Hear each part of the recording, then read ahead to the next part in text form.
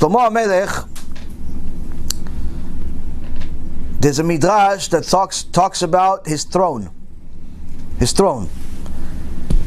He built his throne.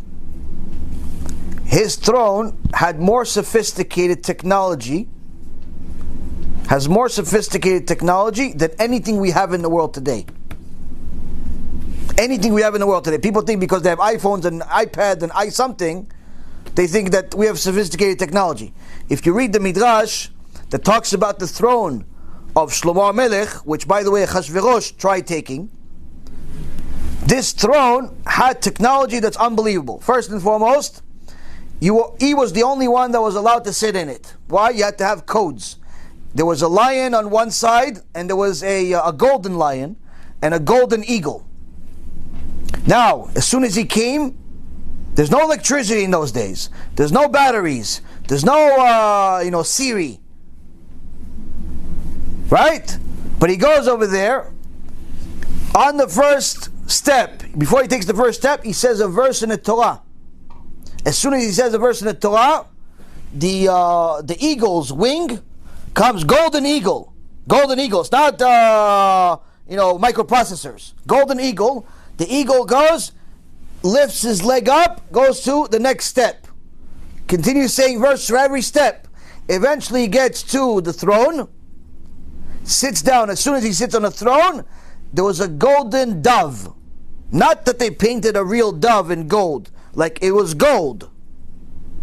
Golden dove flew and carrying his crown and put it on his head. Put it on his head. Now what happens if you don't know the code, you don't know the verses? Well, that happened. Paro of that day, after Shlomo HaMelech died, Paro tried taking the throne. He wanted to go on the throne, and he didn't know the verse. So he just said, Muhammad Ali, he said. So instead of the eagle lifting him, the lion took his arm, hit him in the back, broke his back. He was a paraplegic for the rest of his life. No one was able to sit in his throne. And this is from gold. Furthermore, Shlomo HaMelech was the only one that knew where to find the 7 different types of gold in the world. Gemara says there are 7 different types of gold in the world.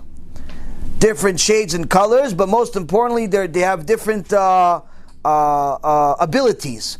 One of those golds that he had was a gold that produces gold.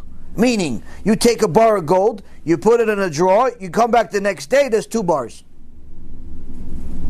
You leave it in the drawer, the next day there's 4 bars. It gives birth to another bar. It continues expanding. Everybody's asking, where's this gold? What do you know, Rabbi Reuven? I know, I'm just not telling you. That's where my millions come from. Anyway, he had this gold. He knew where to find it, and that's how he built an entire city of gold. The entire Bet HaMikdash was full of gold. When the Bet HaMikdash was destroyed, all the goyim, Yimach Shemam v'Zichram, they took the gold from the Bet HaMikdash. But when they brought all this gold from the Bet HaMikdash to the market, there was so much surplus, extra gold in the world now, that the price of gold collapsed all over the world. That's how much gold Shlomo HaMelech had. Because his gold continued producing gold, but nobody knows where this gold is anymore. Except me. But the point is, Rabotai, is that he had the understanding of where to get this, which part of the world. He also knew where to get the shamir worm, a special type of worm that would had radiation come out of it, so he could build the Bet HaMikdash without using metal. He would cut the stones.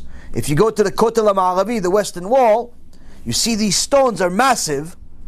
They're huge stones, but they weren't cut by metal, because you weren't allowed to build the Bet HaMikdash with metal, because metal is the sign of war. So how do you cut these huge giant stones? It was a special worm. It's called a shamir worm. That radiation came out of it, and it would cut the stones. Only Shlomo HaMelech knew where to find this. He knew that Ashmedai, the king of the demons, he knew it. He knew how to trap him, and he got him to bring it to him, and so on and so forth. So there are many, many things that Shlomo HaMelech was the only one in the world that knew.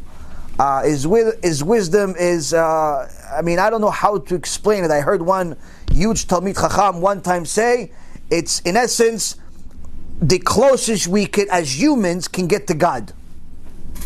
Like, that's how his wisdom is not like high IQ, like 200, 300. There's no IQ. No IQ. Like Einstein, people think Einstein or Newton, Isaac Newton, they think that these people were really smart. Next to Shlomo HaMelech, they were retarded. That's the comparison. That's the comparison. And so that's something that you read the Midrashim about Shlomo HaMelech, you see the things that he said, the things that he knew were something unbelievable. But nonetheless, he still was human and made a human error that HaKadosh Baruch Hu judged him for. Next question.